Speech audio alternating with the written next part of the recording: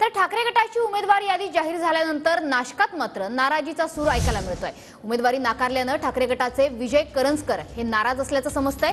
ठाकरे गटाकडून नाशिकमध्ये राजाभाऊ वाजेंना उमेदवारी देण्यात आली आहे। कट्टरतेला आणि निष्ठेला न्याय नसल्याचं विजय करंजकर यांनी म्हटलंय। उद्धव ठाकरेंची भेट घेऊन पुढचा निर्णय लवकरच घेणार असल्याचं सुद्धा विजय करंजकर सांगतायत।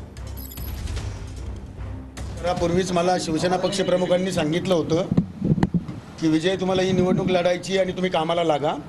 असं असताना हे अचानक काल परवा काहीतरी बदल घडतात आणि लगेच एखाद्या चालू कामामध्ये खेळा काढून घ्यायचं काम केलं जातं। हे कुठेतरी घातक आहे, पक्षासाठी घातक आहे आणि चुकीचं काम आहे। मी मग पक्षाच्या काही वरिष्ठ नेत्यांशी पण ह्या विषयावरती बोललो, परंतु त्या लोकांचं सुद्धा मत असंच पडलं की हे अत्यंत घातक काम आहे आणि चांगलं पक्षासाठी चांगलं नाही आहे।